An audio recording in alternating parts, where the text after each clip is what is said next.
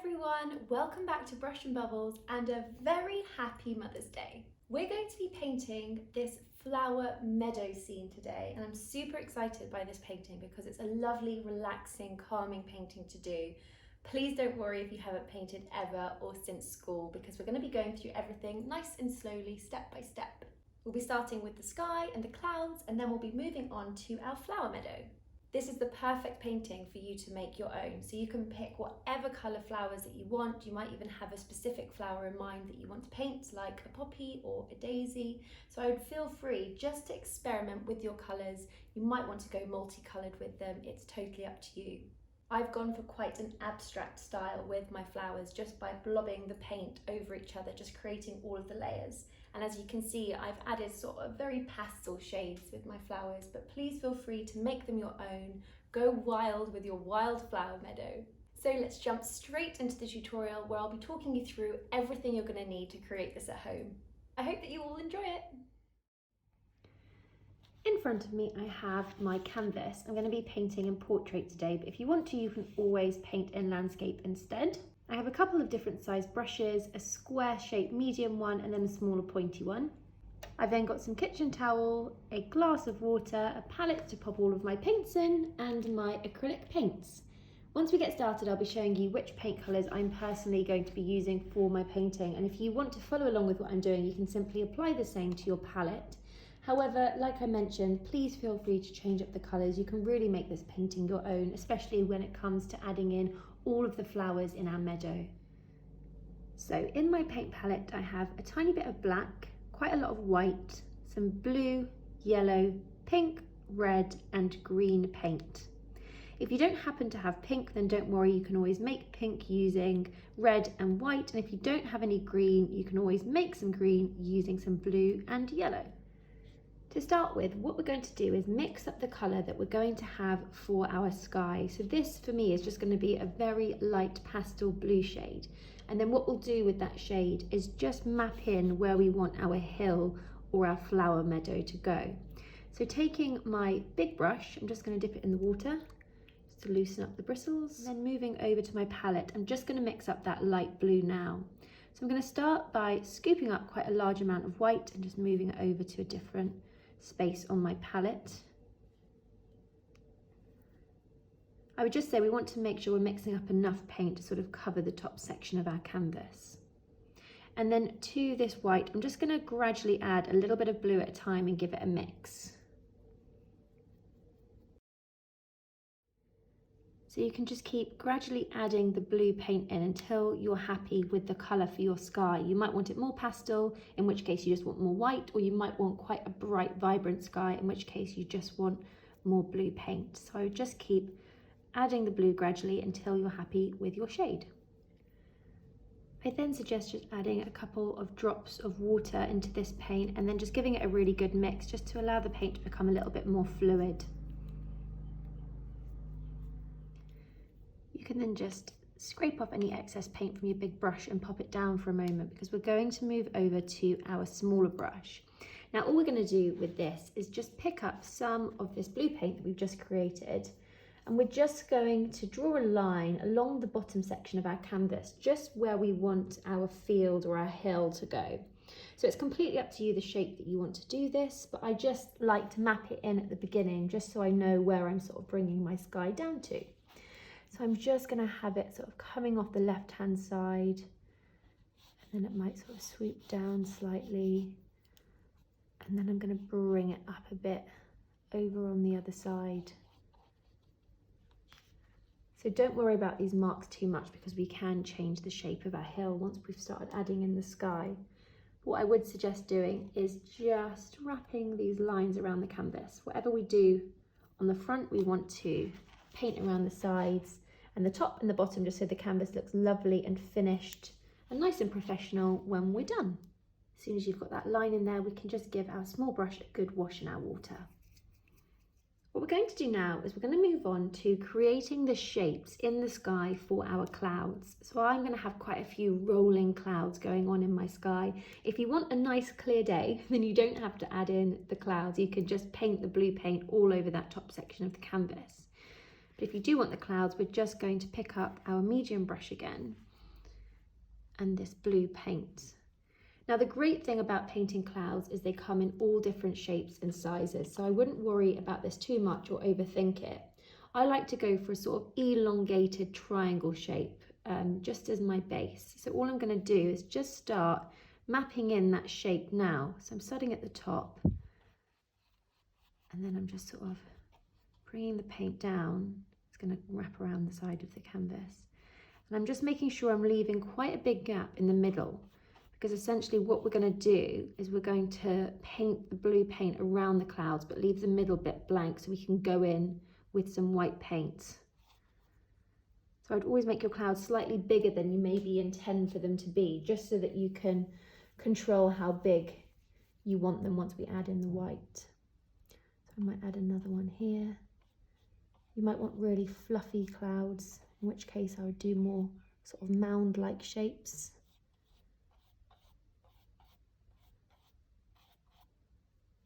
You might want a couple of wispier small ones. I might have another one sort of coming off the side here.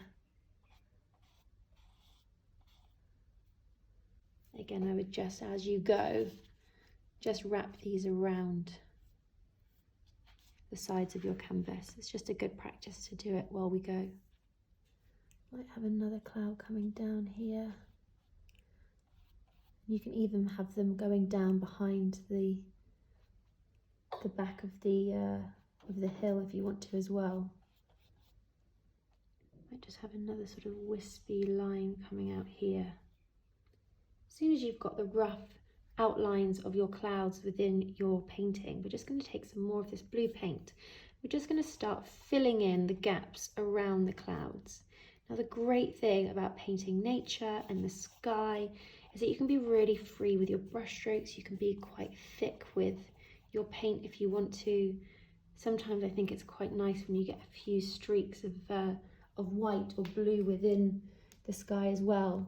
But for now, just focus on sort of filling in those gaps and just leaving the areas in the middle of the clouds blank.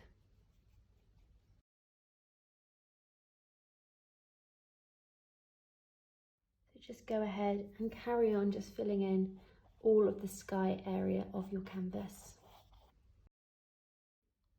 If ever you feel like your paint is getting a bit dry or sticky, just add a little bit of water back into it, give it a mix, and then move back into your canvas, because it just helps that paint stay nice and fluid.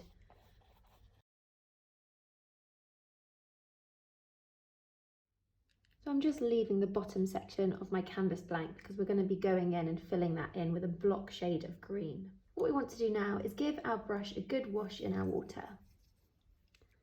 And then just dab it on your kitchen towel just so it's not completely wet. We're now going to move on to creating our clouds. So I'm just going to pick up a little bit of pure white paint with my brush. What I'm going to do, moving over to the section that I've left for my clouds, is I'm just going to start swirling the paint in that area. So what I like to do is I just like to gently push my brush down. I almost swirl the brush to one direction, swirl it in the other direction. Just keep picking up more white paint as and when you need to. And what we're going to start to do is we're just going to start doing that same swirling motion as we meet the edge of the cloud. Now, because the blue paint underneath is still wet, it should start to merge in quite nicely. So I'm literally just carefully swirling the brush to the right, swirling it back to the left. And I'm just gradually merging that white paint into that blue so we get a really light pastel blue. And the trick here is we're just going to keep layering the white paint on top. But we just want to make that sort of gradual in-between tone between our sky blue and the cloud.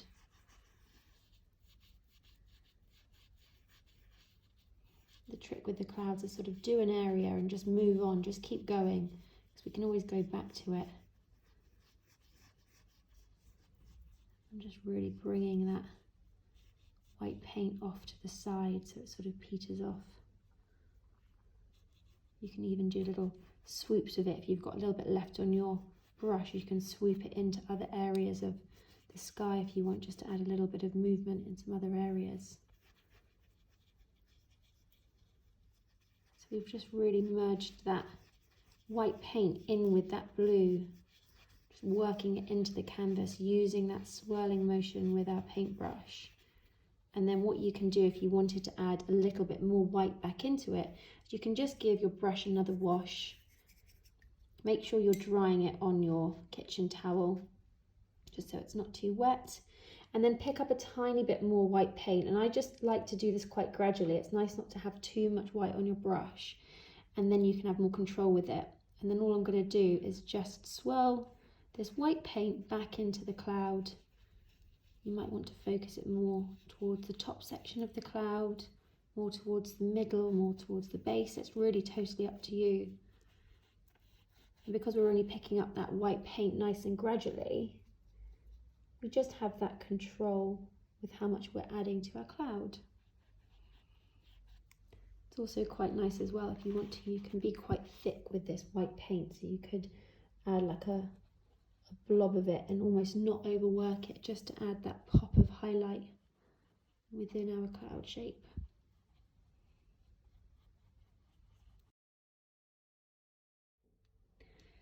Another little tip for you, if you're really struggling to blend the white in with the blue, what you can do is just add a little bit of water to your brush, dab it off on the side of your kitchen towel, and just with that small amount of water, just on a clean brush, you can very gently go back into the area where the cloud meets the sky, and just using that sort of water on your bristles, you can gently merge in the paint. So that's another little tip that you might like to try. Once you've completed your first cloud, we're just going to go ahead and do exactly the same thing for our next cloud. So I'm just picking up some white paint, and again I'm just going to start swirling it into the middle of this area here, just filling in that middle section, and then when I get to the edge I'm just blending it in with that blue paint underneath. And the reason why we want to work fairly quickly with this area is we don't want the paint underneath to dry too quickly, just so we can still merge it in quite nicely. If you are finding that your blue underneath is quite dry, you can always just pick up a little bit more once you've added in that white, and just re-add that blue into the edges of your cloud. Again, just doing that little dance between the blue and the white will just help us create these cloud shapes. So just experiment with this, have fun with it, try not to overthink it. Remember, we're painting clouds, they come in all sorts of different shapes and sizes. You can't really go wrong with the shape of the cloud, and trust me, now that we've painted them, you'll look at them in a very different way, because you'll see all the obscure shapes that clouds can come in. Just adding that white back in. Again, just swirling it backwards and forwards. And then as soon as you're happy with this cloud, we're going to do exactly the same with our other clouds.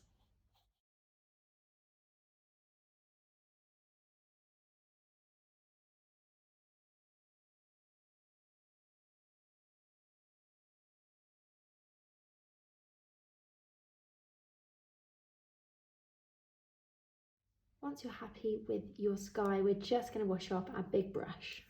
What we're going to do now is move on to creating the green colour for our meadow. So we are going to be covering most of this up with our flowers, but I think it's nice to see tiny little bits of flecks of green in the distance and behind the flowers. So moving over to my palette, I'm just going to mix up my green shade now. So it's up to you. You might want to go straight in with the green from the tube, but I always like to mix my paint slightly. So I'm going to mix my green up now. I'm going to start with a little bit of white as my base, just to lighten up the shade slightly. And then I'm going to mix together some blue, some yellow, which naturally makes green together. And I'm just going to add a little bit of the green that I've got straight from my tub. And I'm going to give it a good mix. So this has given me quite a bright shade of green, and if you like that, then you can just go ahead and use that shade. I'm just going to dull mine down slightly, so I'm just going to add a little bit more blue and a little bit more yellow and give it a mix. once you're happy with your shade, I would just add a couple of drops of water back into this and really mix it in. So taking this green shade, we're just going to paint the background that we've left here for our meadow. So what I would do is just focus this towards the base of your canvas first, just to allow our sky a little bit more time to dry.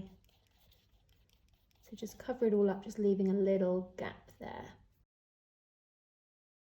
Then as soon as you're ready, you can just start bringing this green shade up to meet your sky. Essentially, we want the sky to look like it's going down behind the hill. So what I like to do is I just overlap the green slightly. And the great thing about using a square brush like this is what you can do is just push the bristles down onto the canvas. Let the bristles fan out. And if you just carefully drag your hand, you sort of get a nice crisp line. So you can always give that a practice if you want to.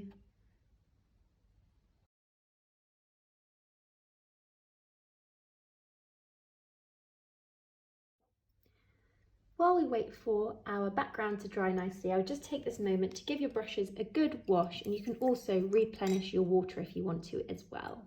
What we can do now is have a little think about what kind of flowers you want to do on your painting. So I'm going to go for some pinks, pale pinks, brighter pinks, and I might even add a little bit of red into my flowers as well, and then finish off with some dots of yellow.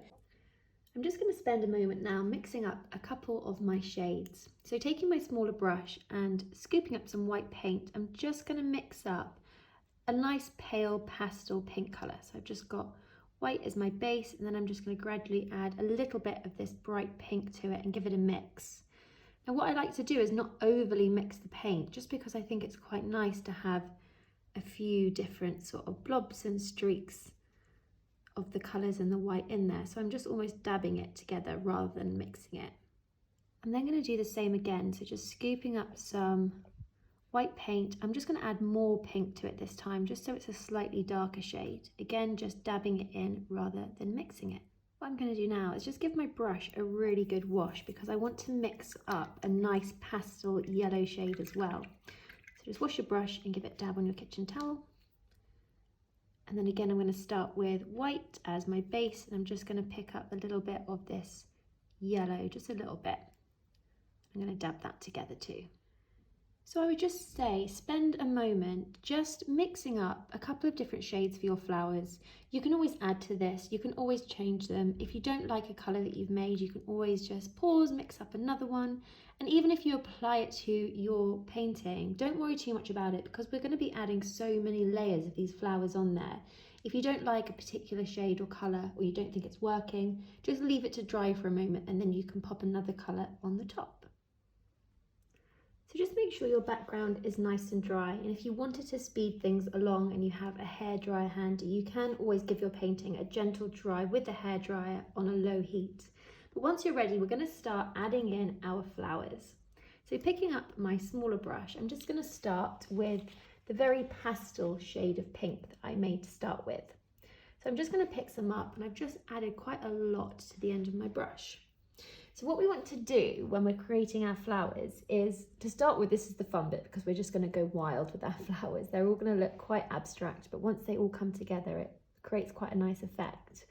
But what we want to remember to do is the flowers that are over here on this horizon line are going to be a lot smaller than the flowers that we've got sort of nearer to us at the base of the canvas. So I'll just show you here. So the ones at the background are going to be smaller little dots and blobs, of that kind of size. And then as we sort of make our way down the canvas, they're just going to get slightly bigger. You don't have to go too wild, they don't have to be huge, but it's just nice to sort of show the variety, and it just helps us create that depth within our painting. So as long as you stick to that kind of formula when you're adding in your flowers, then it should work quite nicely. The other tip I have when we come to doing these is I'm literally just blobbing the paint on, but what you can do is you can sort of be quite strategic with your blobs and make them look a little bit like petals. So I'm just dabbing the paint onto the canvas, but I'm just leaving that sort of little gap between each blob so it looks a little bit like petals. You don't have to do that shape for each one, but it is quite nice to add a few in there as well, because once they all come together, it will just help us create the illusion that we've got loads of flowers in our field. We're just going to spend a nice amount of time adding in all of the flowers to our field, and I would say don't overthink this. Even if you don't want to do the sort of gradual size difference, it's nice to have maybe a few smaller ones in here as well anyway. But all we're going to do is we're just going to start building up this whole area with flowers, and it's up to you how many you add. It's up to you how many colours that you want to add. You might not want to see any of the green in the background, or you might like to see some green. So I would just get lost in your own painting. It's quite nice, it's very therapeutic. Just to start adding in these different layers, and then what we're going to do, once you've done one shade, you can almost just dash off your paintbrush. If you're going for a completely different colour, so if you're going from pink to blue, for example, I would wash your brush. But if you're going from like a darker pink or a lighter pink, you can just dash your paintbrush off on your kitchen towel. And then you can pick up your next shades. I'm just picking up the slightly darker shade that I made here. And all I'm going to do is just start adding this darker shade in amongst the lighter pink. And actually what you can start to do is overlap some of them as well. So all we're really doing is just building up all of our different colours of our flowers. And then when you get to this horizon line, I think it's quite nice not to see that stark green line. So I like to sort of blob some of my flowers to disguise that line.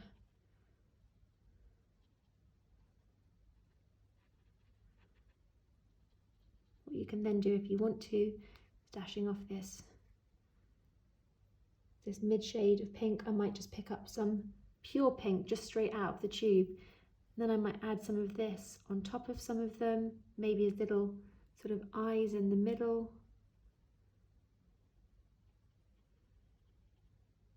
So as you can see, we're just really slowly just building up all of these different colours, overlapping them. You can even pick up some pure white paint as well if you want to, and start adding some white kind of flowers in there. Again, overlapping them, letting them blend with the colours that you've got underneath. We're going quite abstract with these paintings, so it's just your opportunity to sort of let your mind wander off. We're just going to do the same technique, slowly building up our flowers all the way along this whole area here. Again, doing a little dance between our flowers, varying the size, varying the shapes, just making sure they're slightly bigger as you meet the base of your painting and a little bit smaller as they meet this horizon line where our meadow meets our sky. So we're just going to spend some time adding in all of our flowers to our meadow.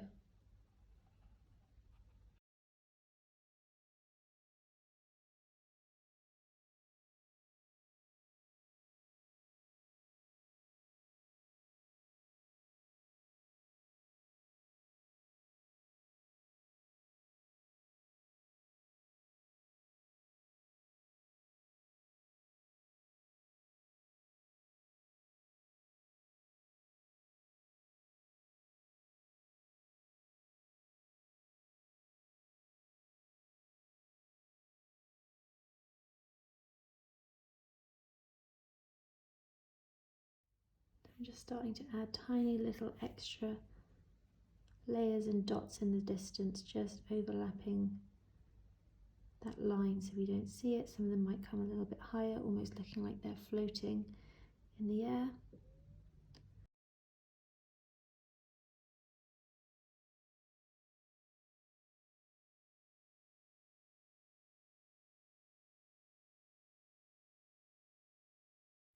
As soon as you're happy with your first layer of flowers, I'm just going to give my brush a really good wash, because I'm going to move on now to adding in some of my really light yellow that I've already prepared. So I'm just going to pick up some of this yellow with the tip of my brush.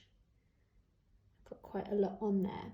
And then what I'm going to gently start doing is just adding little dots of this within my painting, just to break up some of the pink shades that I've got.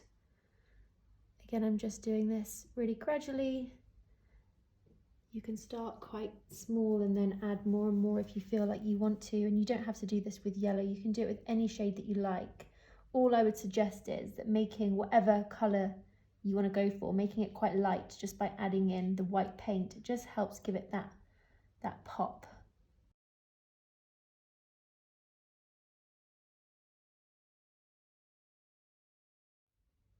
As a last finishing touch, what you can do is just take one of your darker shades. So I'm just picking up a little bit of my pure dark pink, and I'm just going to very carefully add a few little dots within some of my flowers.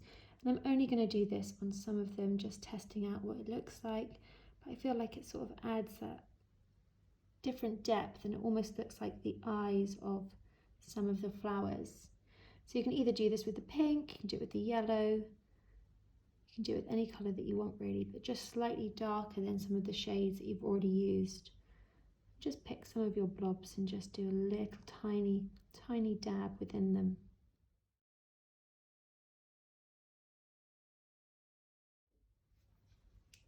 Once you're happy with our flowers, we're just going to give our small brush a really good wash. And as a last finishing touch for our painting, what we can do is just add a few birds flying in the distance. So for this, you can either use black paint, which is what I'm going to do now, and I'm going to show you how to do it. Or if you're finding the black paint quite scary, you could always do this with a thin felt tip or a black ballpoint pen. It's totally up to you how you want to add these to your painting. So I'm just going to add a few drops of water into my black paint and give it a really good mix. We want it to be a nice fluid, inky-like consistency, just to help us draw the nice thin lines for our birds. I'm just going to show you a few different options for these birds on my palette. So we can do these in a really nice simple way.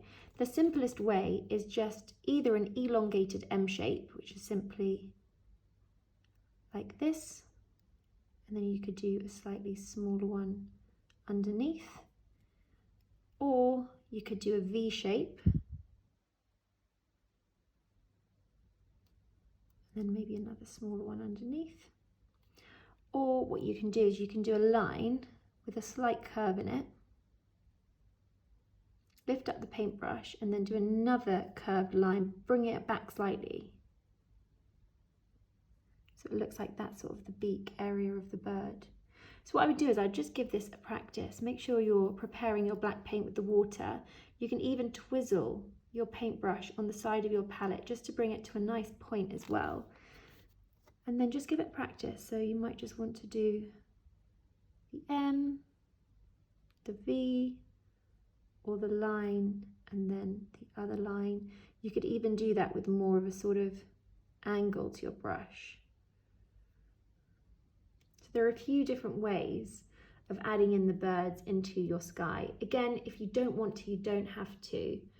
But I do just think it just ties in the painting nicely when we've got a couple of birds flying in the distance. So I'm going to keep mine nice and small.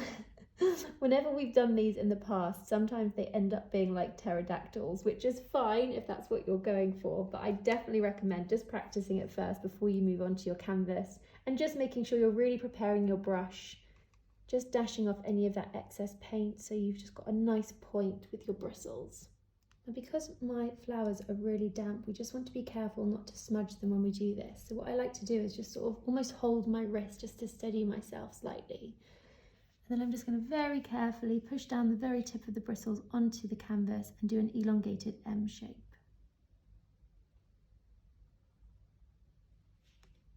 Then just going to pick up some more paint, and I'm going to do another one underneath, maybe just slightly smaller. Really only pushing down very lightly with my brush. Now it's up to you how many you want to add in your sky. You might have a whole flock of them. You might just want a couple. So I'm just going to add a couple more to my painting.